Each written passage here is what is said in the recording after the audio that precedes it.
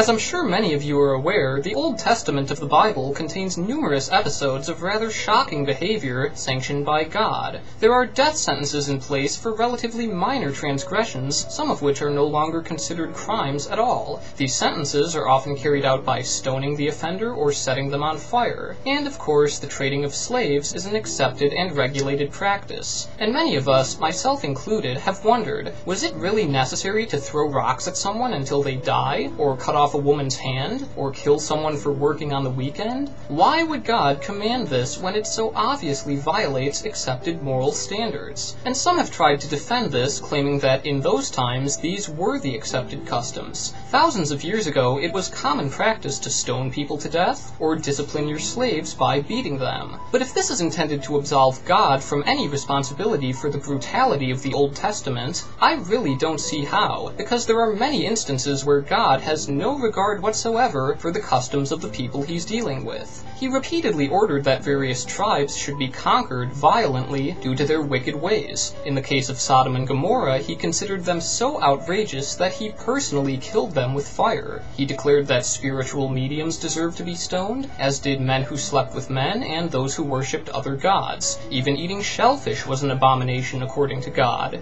It's plain to see that when God objects to certain practices, he has no qualms about taking action, often forcefully. He's quite willing to let people know what he thinks of their religion, sexuality, dietary habits, and many other aspects of human culture. And if God had any desire to prohibit slavery or execution by stoning, it was entirely within his power to do so. But he did not. Nowadays, whether you're religious or not, nearly everyone in the civilized world shares certain basic moral standards. For example, it's wrong to burn someone to death, it's wrong to keep slaves, and it's wrong to kill someone for working on the weekend. We all understand this now, and God, who is clearly very enthusiastic about issuing moral commands, could have easily introduced these modern ethics to the people of the Old Testament. It would have been trivial for him to prevent ages of unimaginable bloodshed by assisting us in developing a more humane morality. Instead, we find that he often took the exact opposite approach, actively encouraging the violence and inhumanity that was characteristic of those times. The Old Testament makes it clear what God thinks of all this. He approves, either by explicitly promoting this kind of behavior or refusing to condemn it.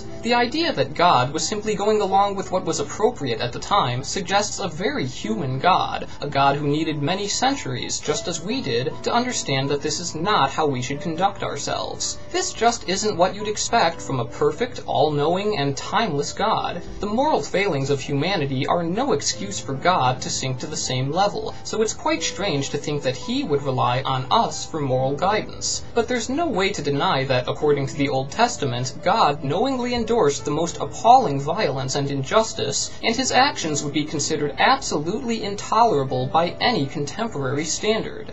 Of course, it's also possible that the Bible is the work of people who were just as barbaric as anyone else in that age, but I'm sure most of you already realize that.